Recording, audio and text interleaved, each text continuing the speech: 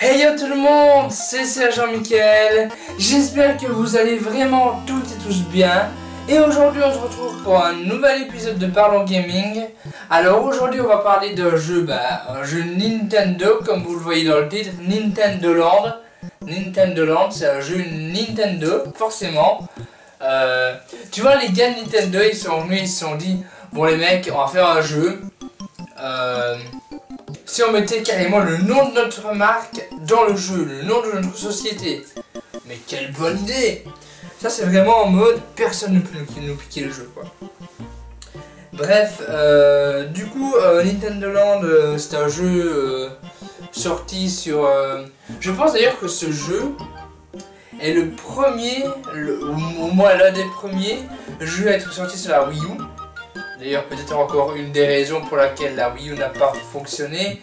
Quand tu vois que sur Wii à la base, ils ont sorti Wii Sport. Bon, certes, c'est pas fou non plus, mais bon, ça avait un intérêt parce que bon, c'était la première console avec des manettes où tu devais bouger la manette pour vraiment jouer au jeu. Donc c'était innovant.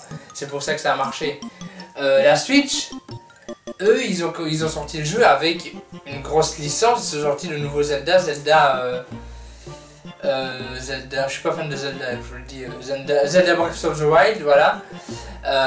Du coup, forcément, ça a lancé la console, puis pas longtemps à côté, pas loin après, est sorti Mario Odyssey, donc forcément, la console, tu sors déjà un Zelda, ça marche déjà très très bien, tu sors un Mario par après, la console elle marche, hein. Donc la Wii U, ils ont sorti Nintendo Land pour commencer, puis voilà quoi. Déjà, tu te dis que la console n'a pas été bien lancée. Bref, on n'est pas là pour parler des scores désastreux de la Wii U. On est surtout là pour parler aujourd'hui d'un jeu de la Wii U, mais pas de la Wii U en tant que tel. Donc aujourd'hui, on va parler de Nintendo Land.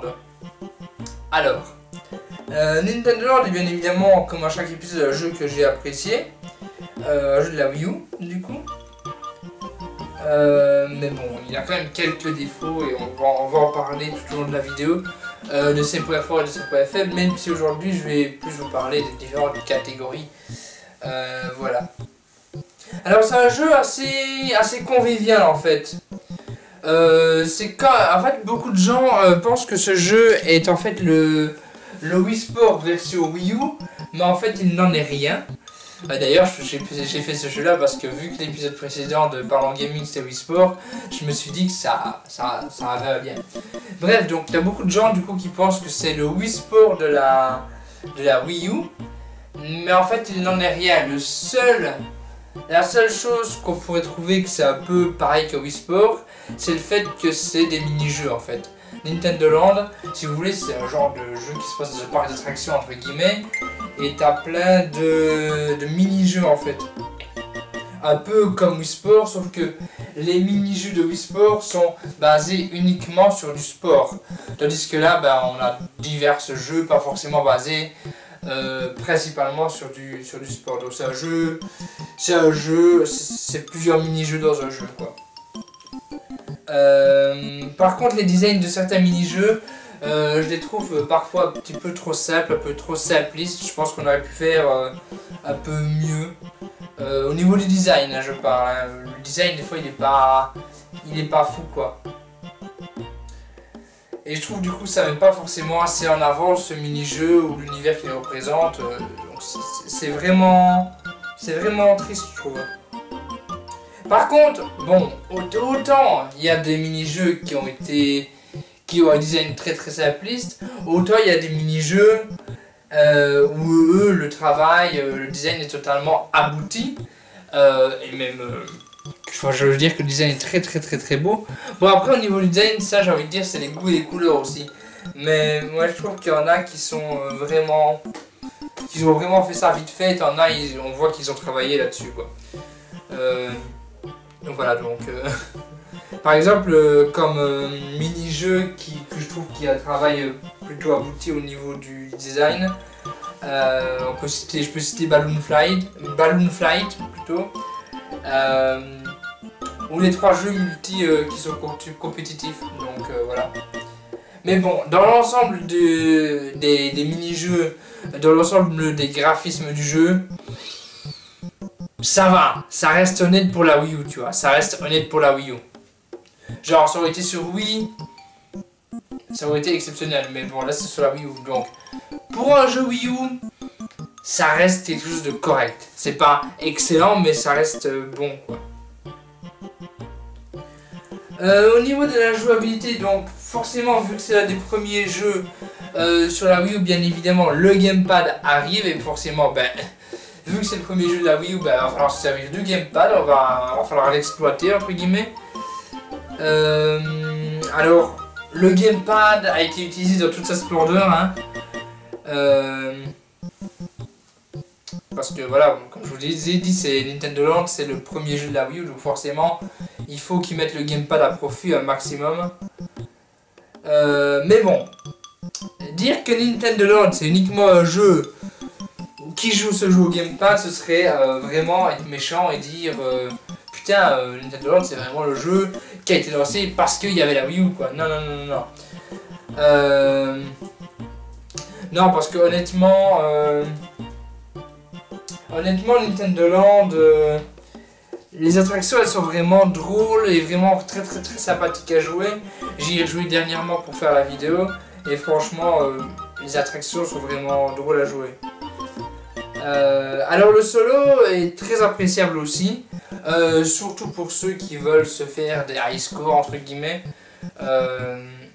Mais c'est quand même néanmoins le multi qui est vraiment beaucoup plus attirant, surtout pour les attractions qui sont assez compétitives. Et franchement, c'est un jeu que je pense qu'il faut surtout jouer en multi. Le multi est beaucoup plus intéressant que le mode solo. Donc si vous voulez acheter le jeu ou le procurer dans un magasin cash ou peu importe, vaut mieux jouer en multi franchement qu'en solo. En solo ça peut être sympa pour le mec qui veut vraiment se faire des high scores, mais franchement l'intérêt du jeu c'est vraiment d'y jouer en multi en fait.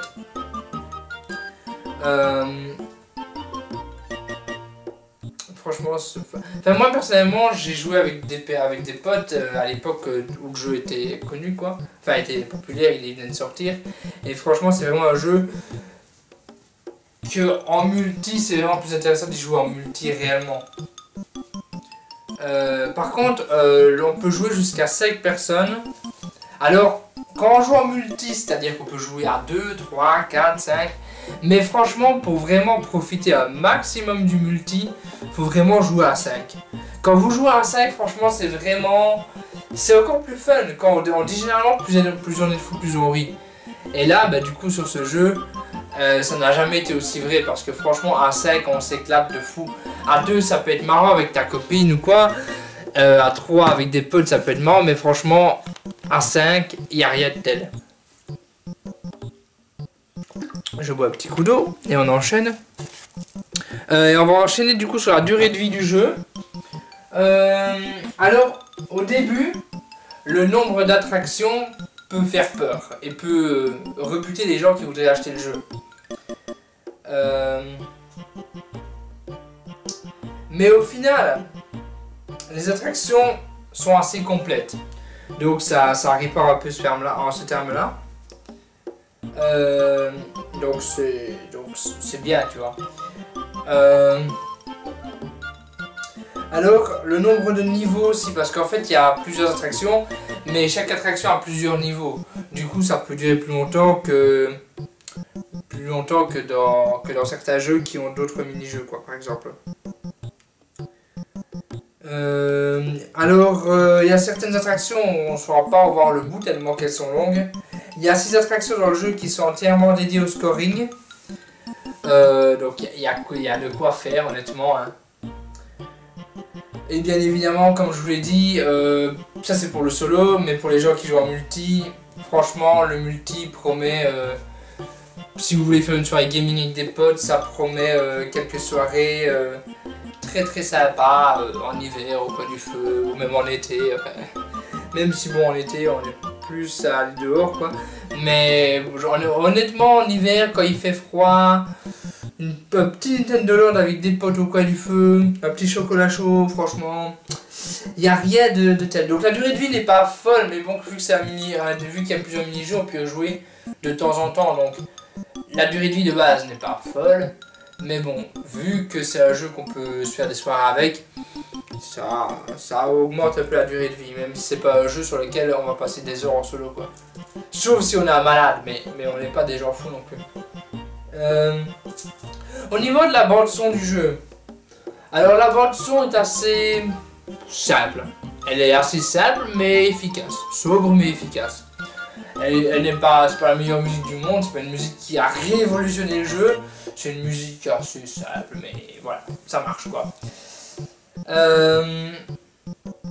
Alors, Nintendo Land nous offre comme musique des thèmes très connus. Des thèmes très connus de différentes licences de Nintendo, donc on pourra trouver des musiques de Mario par exemple. C'est des musiques qu'on a déjà entendues. Si on joue souvent à des jeux Nintendo ou qu'on a joué à plusieurs jeux Nintendo précédents, donc sur la Wii ou sur la DS, etc., il y a des musiques que vous allez reconnaître parce que c'est des musiques qui ont déjà été utilisées sur d'autres jeux auparavant. Alors, c'est un peu du fanservice, mais bon, je trouve que ça va comparé à certaines choses qui peuvent vraiment être du fanservice. Là, ça va. Et heureusement d'ailleurs. Par contre, heureusement qu'il y a la musique parce que je veux dire, le design de certaines attractions, comme je vous en ai parlé précédemment, ça ne fait pas toujours forcément ressortir l'univers évoqué. Parce que oui, chaque attraction a un univers bien spécifique. Et du coup, imaginez une attraction basée sur Mario. Bah, des fois, ça ne fait pas assez ressortir le côté Mario. Mais t'as la musique du coup qui va faire ressortir le jeu. Le mini-jeu. Du coup, c'est ça du coup. Du coup, je trouve que la musique est une réussite clairement. Car grâce à elle, elle fait ressortir les univers qui ne sont pas forcément explicitement montrés, quoi. Au niveau du scénario, vu que c'est un petit peu comme Wii Sport, dans la logique, c'est-à-dire que c'est des mini-jeux, mais il n'y a pas vraiment de scénario. C'est genre, tu as plusieurs mini-jeux, tu fais le mini-jeu que tu veux, quand tu veux, où tu veux, avec qui tu veux. Donc, c'est un jeu non scénarisé. Je trouve que j'ai beaucoup présenté de jeux où il n'y a pas de scénario en fait. Pas que j'aime pas les jeux avec des scénarios, loin de là, mais je sais pas. Donc oui, il n'y a pas vraiment de scénario vu qu'il n'y a pas d'histoire, il n'y a pas de trame scénaristique dans ce jeu. Mais c'est ainsi. Donc bref. Pour conclure, qu'est-ce que je pense du Nintendo Land? Alors bien évidemment, je l'ai apprécié. Par contre, pour les gens qui verraient Nintendo Land comme un nouveau Wii Sport ou un Wii Play, eh bien vous avez tort. Vous avez tort. Car c'est peut-être des mini-jeux, mais c'est pas des mini-jeux de sport. C'est un jeu aussi que je trouve qui met en avant toutes les fonctionnalités du gamepad. Et étant donné que forcément c'est le premier jeu de la Wii U, c'est compréhensible, vous n'allez pas faire un jeu où la gamepad a été utilisée très peu ou pas son maximum. Donc c'est un jeu qui se joue... D'ailleurs, ce qui est très marrant sur ce jeu-là, c'est que si tu joues à plusieurs, il y aura toujours une personne qui aura le gamepad et les autres personnes qui auront des vieilles manettes de merde. Bref, d'ailleurs, je me rappelle que Cyprien, dans son sketch sur la Wii U, il avait très bien montré ça. D'ailleurs, je pense que c'est d'ailleurs même sur Nintendo Land qu'il avait fait. Il avait parlé d'un jeu à la sortie de la Wii U et il me semble qu'il avait parlé de Nintendo Land, donc ça me fait penser à ça. Donc oui, donc comme j'ai dit, oui, il y aura une personne qui aura le gamepad et les autres, ils devront se taper une manette de Wii, quoi. Voilà. Donc ouais, là, le gamepad est quand même vraiment pas mal utilisé et n'est pas là juste là pour faire joli. Le gamepad est vraiment rentabilisé. Et heureusement, parce que bon, on est quand même sur un jeu, le premier jeu de la Wii U. Si la principale nouveauté de la Wii U, qui est le gamepad, n'était pas utilisée sur ce jeu-là, à quoi ça sert, quoi? À quoi ça sert? Sinon, les attractions du jeu, je trouve les trouve quand même assez complètes. Des heures de jeu en perspective. En solo, peut-être pas, mais en multi, c'est sûr que il y a des heures de jeu qui sont garanties. Si vous êtes avec des potes, vous êtes à plusieurs, il y a totalement moyen de se faire des belles soirées. Il y aura aussi pas mal de scoring en multi. C'est très beau. Je trouve que ce jeu. Bon, je sais bien que à l'heure où je fais la vidéo, on est au mois de juin. Donc, voilà. Mais je trouve que c'est un très beau cadeau pour les fêtes de Noël, par exemple. Ça peut être un très beau cadeau de fin d'année à mettre sous le sapin. Bon, ce sera un cadeau acheté dans un cash ou à brocode, parce que forcément. Enfin, quoique, bon. Nintendo Land, tu vas me dire, c'est un jeu sorti sur la Wii U. Il y a peut-être encore des magasins qui le vendent, hein, mais. Je suis pas convaincu parce que bon, pour le moment, c'est sous la suite. Il y a certains jeux où ils ont encore quelques petits jeux Wii U. Mais bon, ça devient rare, quoi. Honnêtement, ça devient rare. Mais ouais, c'est sûrement plus ou moins sûrement un jeu trouvé dans un cache, vu que c'est un jeu Wii U et que c'est le premier jeu en plus de la Wii U. Donc ouais, ça date quand même.